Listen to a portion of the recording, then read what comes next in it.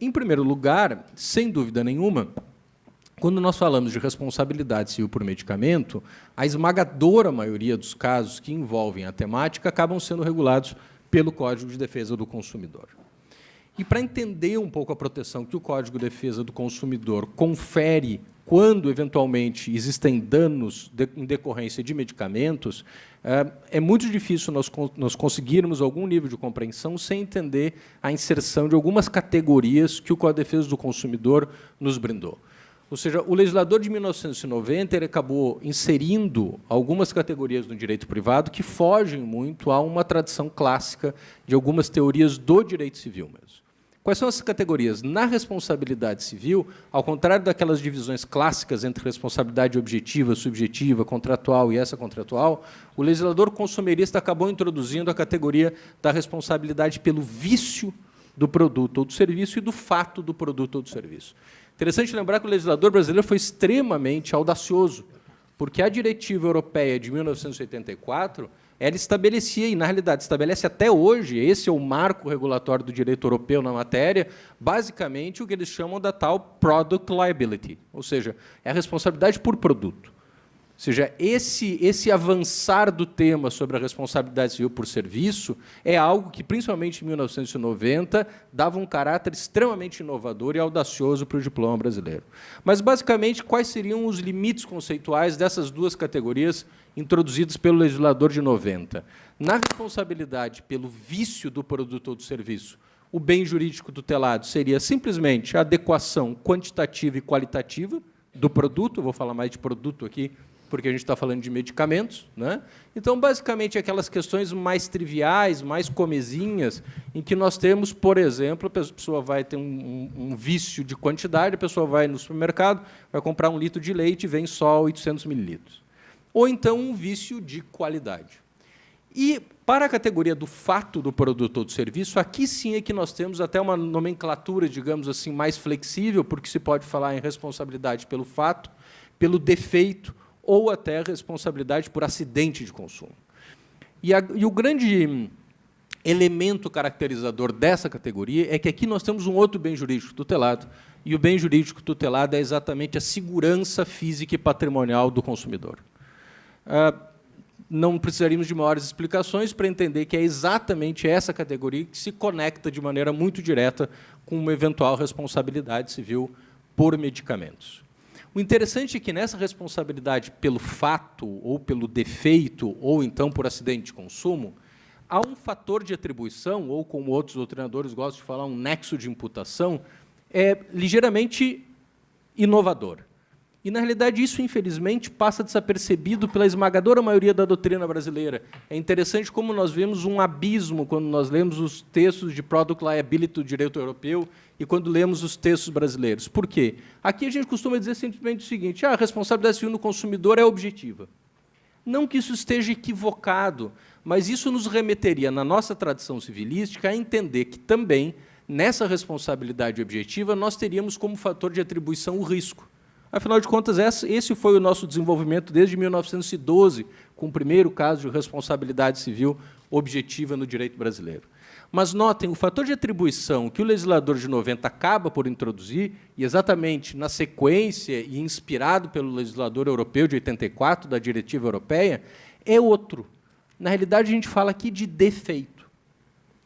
Pode parecer uma diferenciação muito sutil e quase que superficial, e, na maioria dos casos, ou seja, ela não traz uma diferenciação grande. Mas, em alguns casos difíceis, saber que é o defeito e não o risco, o fator de atribuição, pode ser fundamental.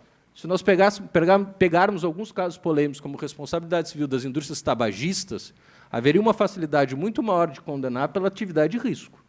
Afinal de contas, nós usaríamos aquele raciocínio. Bom, se a pessoa vende cigarro, tem um risco inerente à atividade, se algumas pessoas ficarem doentes, tem que indenizar. A partir do momento que eu não tenho esse fator de atribuição como risco, mas sim como defeito, eu mudo de uma maneira muito radical o olhar sobre situações mais complexas como essa. O direito alemão costuma dizer, inclusive, que aqui nós não teríamos uma responsabilidade objetiva, seria uma responsabilidade sem culpa, não redutível a uma responsabilidade objetiva, exatamente por essa diferenciação do fator de atribuição ou de um nexo de imputação. Isso vai ser fundamental para a responsabilidade civil por fármacos. Eu costumo até brincar que no nosso primeiro caso, de 1912, há mais de 100 anos, primeiro caso de responsabilidade civil objetiva no direito brasileiro, lá das Marias Fumaças, né, daquele decreto-lei 26 de 1912, em que diz o seguinte: olha, aqui eu faço de tudo, eu tenho a melhor locomotiva vinda de Londres, eu tenho o melhor carvão, o melhor maquinista, mas ainda assim eu não consigo evitar que eu toque fogo na plantação da pessoa que tem o terreno lindeiro, a estrada de ferro, porque o estado da arte tem aqui, mas ainda assim tem risco intrínseco. E a pessoa diz: bom, mas é exatamente isso, a responsabilidade civil objetiva, tu vai responder por esse risco intrínseco. Então, note que no Código de Defesa do Consumidor nós temos uma visão um pouco diferente. E, como eu disse para vocês, então, vai ser absolutamente fundamental para que nós consigamos pautar o desenvolvimento da responsabilidade civil por fármacos. E o que é, então, o defeito? O defeito, o próprio legislador definiu que produto defeituoso é aquele que não apresenta a segurança dentro dos padrões da expectativa legítima dos consumidores. Que expectativa é essa? A expectativa individual e subjetiva do consumidor vítima? Não. É exatamente a expectativa coletiva da sociedade de consumo.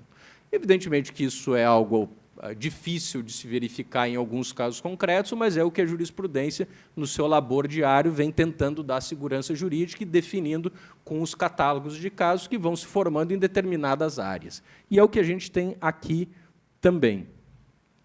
Então, quais são as grandes defesas que nós temos por parte da fabricante de medicamentos? É exatamente mostrar que não botou o produto no mercado. Infelizmente, falsificação de remédios é um problema seríssimo no nosso país. Então, é uma das defesas que tem a fabricante. Olha, isso aqui é um remédio falso que foi colocado no mercado. Eu não coloquei esse mercado, não fabriquei esse remédio. Depois, a época em que foi colocado em circulação e exatamente a segurança que razoavelmente dele se espera. Bom, essas excludentes, o ônus da prova é exatamente da empresa. Pelo menos a pessoa não precisa provar que o produto é defeituoso, mas é uma excludente da responsabilidade. Além dessas excludentes clássicas, a doutrina é majoritariamente, esmagadoramente majoritária, hoje já diferente de quando o Código surgiu, que era um assunto complexo, de também admitir, além dessas excludentes clássicas, lá do parágrafo 3º do artigo 12, o caso fortuito e de força maior. Mas talvez o mais importante aqui seja uma discussão que existe ainda hoje na nossa doutrina, na nossa jurisprudência, apesar de ter já uma corrente amplamente majoritária, que é a questão dos riscos de desenvolvimento. Notem que é interessante porque a opção do legislador europeu de 84, da diretiva, foi deixar isso aberto para os Estados-membros. Tanto que na Europa é muito interessante, né? Tem aquelas grandes tabelas, na França, na Espanha, assim, em Portugal, assim, na Itália, assado, em relação aos riscos do desenvolvimento. Como eu disse aos senhores, um assunto absolutamente fundamental para quem trata de responsabilidade civil por medicamentos, até porque esse é o exemplo clássico que se dá para ilustrar a matéria ou a categoria de riscos do desenvolvimento. O que são os riscos do desenvolvimento?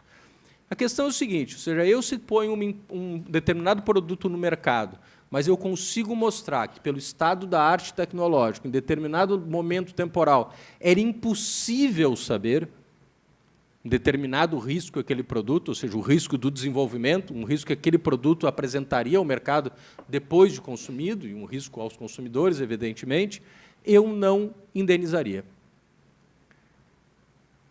No direito brasileiro, nós temos um posicionamento amplamente majoritário de que aqui se indeniza risco do desenvolvimento.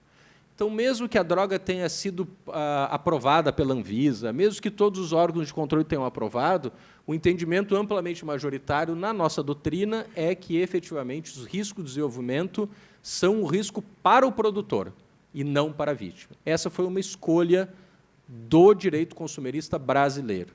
É difícil falar um pouco em jurisprudência, porque a gente não tem muito caso, né? Todo mundo lembra sempre do mesmo caso, quando fala isso, os famosos filhos da talidomida, né? Ou seja, aquele terrível remédio que era para enjoo de gestantes, que os fetos vinham com má formação, mas, nesse caso, o governo brasileiro acabou em primeiro lugar, era antes do Código de Defesa do Consumidor, e 2, aqui o governo brasileiro resolveu ajustar, fez lei específica e o governo indenizou todo mundo. Então, não houve um problema efetivo.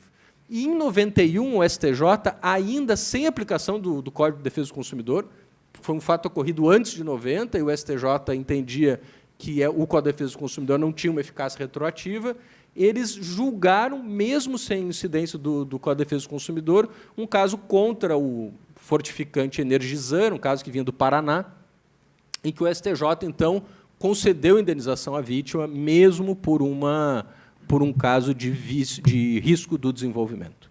Então, basicamente, todo o nosso cabedal legislativo e doutrinário que a gente tem aqui é esse, ou seja, nós vamos encaminhar 99,9% dos casos para a regulação do consumidor.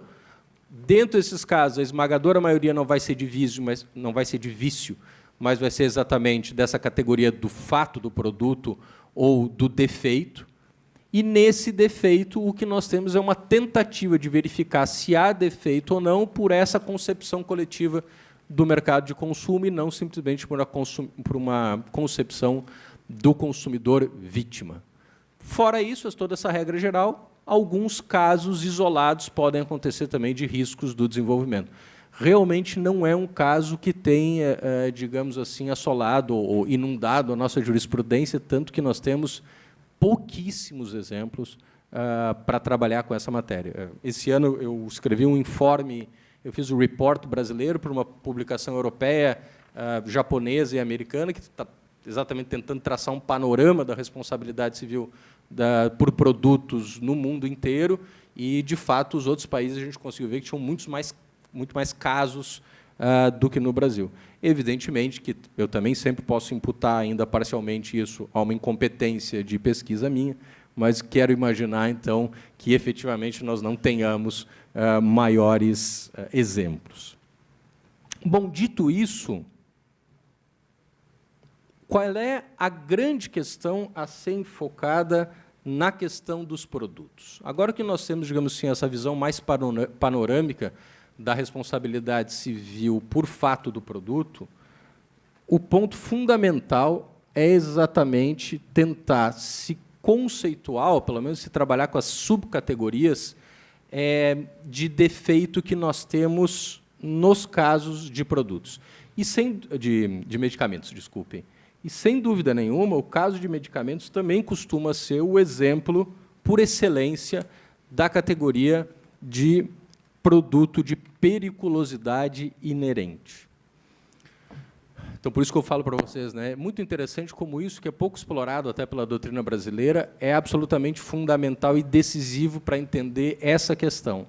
Ou seja, tem defeito, se entende que não há defeito nos moldes apresentados pelo consumidor, na imensa maioria dos medicamentos. Por quê? Porque eles são produtos de periculosidade inerente. Então, a empresa não responde, a maioria dos casos, que efetivos danos são causados, porque esses danos estão já, digamos assim, inseridos na periculosidade inerente do produto. É claro que nós podemos, sem dúvida nenhuma, todos os senhores já devem ter imaginado, enquanto eu falava aqui, inúmeros casos em que os produtos causam danos. Exemplo, é só trabalhar com uma infinidade de produtos que nós sabemos que têm várias contraindicações e vários efeitos colaterais. Só para ficar, talvez, com um dos exemplos mais marcantes, a doença que vem assolando de uma maneira mais contundente as pessoas na última década, que são os tumores cancerígenos. Uma das terapêuticas mais comuns é a quimioterapia. Todo mundo sabe que quimioterapia tem efeitos colaterais terríveis. Ainda assim, eu posso entrar com uma ação indenizatória contra a empresa que fornece a droga que faz a quimioterapia, e esse é o caso clássico de produto de periculosidade inerente.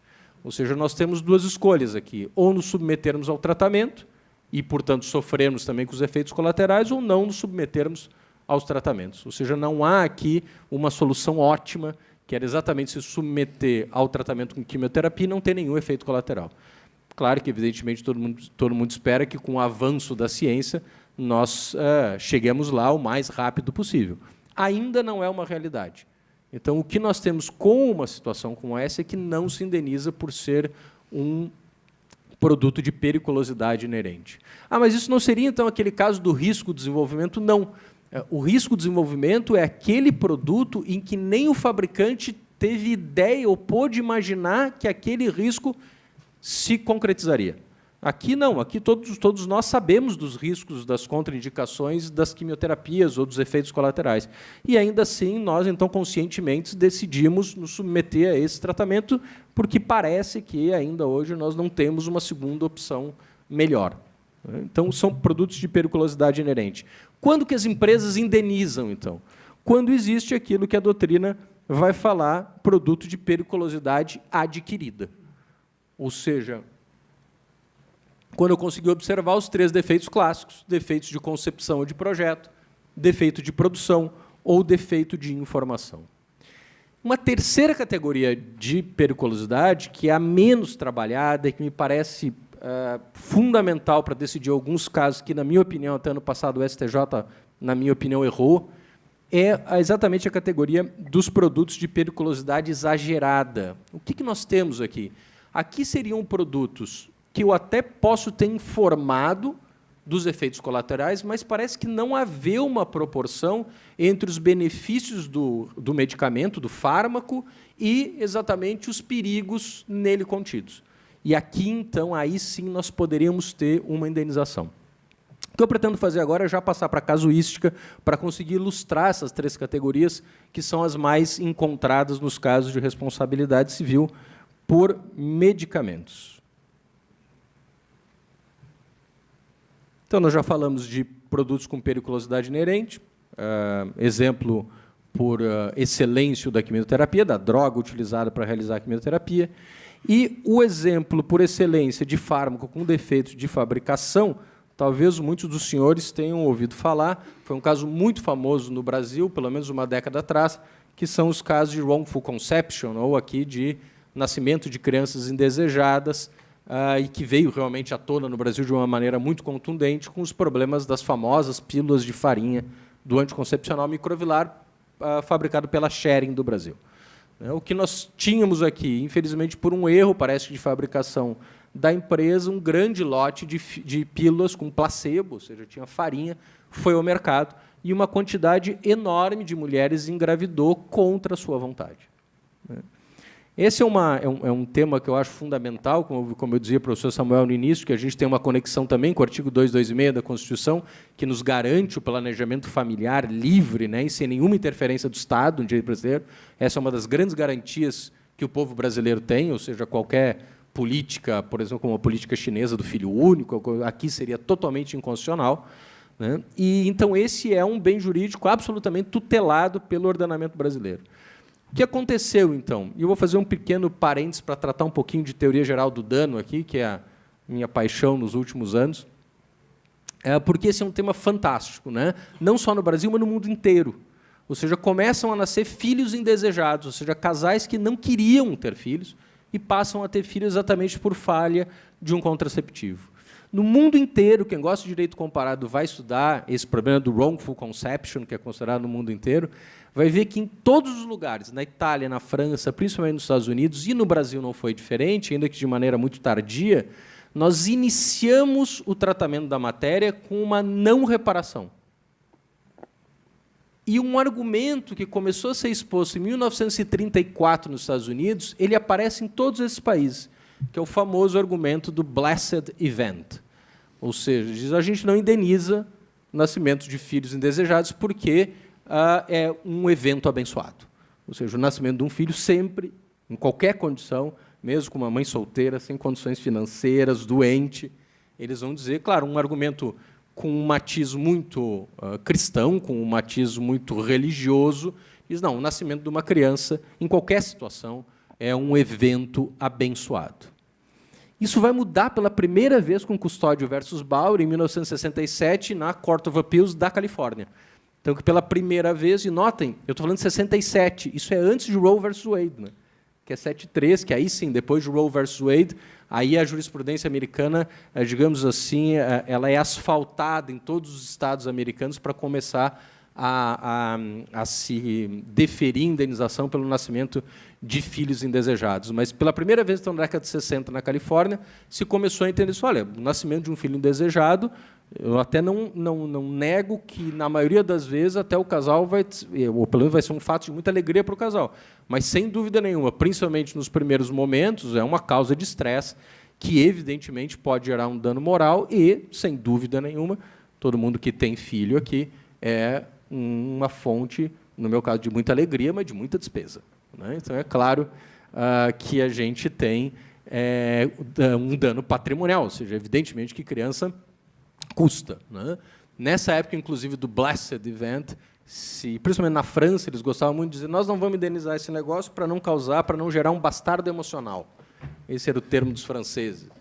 A Cour de Cassation costumava dizer: isso vai ser um bastardo emocional, porque a criança depois vai crescer e vai saber que ela foi objeto de uma ação de indenização. Eu digo, bom, essa é uma coisa dos pais. Né?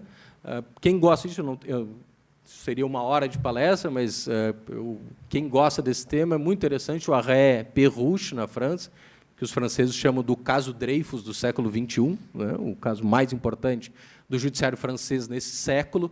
É uma questão fundamental e talvez, para um congresso de direito constitucional, é um caso de direito civil maravilhoso. Eu sempre gosto de dizer, porque a Assembleia Plenária da Cour de Cassation deu indenização aí para o wrongful life, por um outro caso que eu sou totalmente contra, eu sou a favor do wrongful concept, e o povo francês, nosso magnífico reitor, e o povo francês, então, o que faz um povo num país democrático?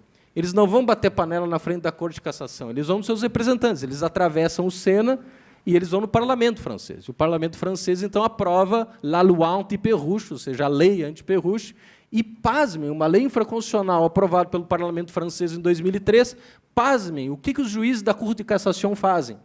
Respeitam a lei. Isso é um negócio absolutamente fantástico para um jurista brasileiro. Né? O que aconteceria no Brasil? Uma lei infraconstitucional? O que os ministros diriam? Não, simplesmente a gente escolhe algum princípio constitucional, diz que essa lei é infraconstitucional e mantém a nossa decisão.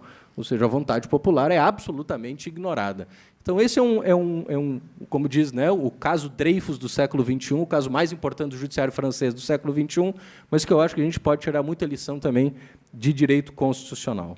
O que acontece no Brasil? O que aconteceu no mundo inteiro?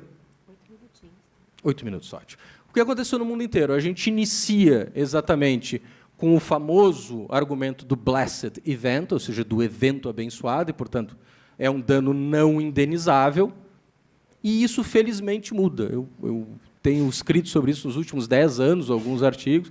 É muito interessante, a jurisprudência até 2012 no Brasil tem para todos os gostos, alguém que usa o evento abençoado para não dar nada. Há alguns acórdãos do TJ de São Paulo, que eu exponho nos meus artigos, especificamente interessantes, quando, inclusive, o desembargador usa o cancioneiro popular como ratio decidente, diz que ser mãe é padecer no paraíso e, portanto, não haveria indenização. Felizmente, depois reformados pelo STJ. E de 2012 para cá, praticamente todos os tribunais brasileiros têm conferido, sim, indenização, tanto na seara essa patrimonial, como na seara patrimonial. Eu tenho um especial carinho por uma ação civil pública movida pelo Ministério Público de São Paulo, em que a ministra Nancy Andrighi dá um voto que eu gosto muito contra a sharing do Brasil, e ela diz assim: de forma muito breve, deve-se anotar, apenas a bem da verdade, que o produto por ela fabricado é um anticoncepcional, cuja única utilidade é de evitar uma gravidez. Portanto, a mulher que toma tal medicamento tem a intenção de utilizá-lo como meio a possibilitar sua escolha quanto ao momento de ter filhos. Nesse contexto, a falha do remédio frustra a opção da mulher e nisso reside a necessidade de compensação pelos danos morais. O argumento da sharing, de forma irrestrita, como está exposto, leva ao paradoxo de se ter uma empresa produtora de anticoncepcionais defendendo que seu produto não deveria ser consumido, pois a maternidade, ainda que indesejada, é associada sempre à ideia de felicidade feminina.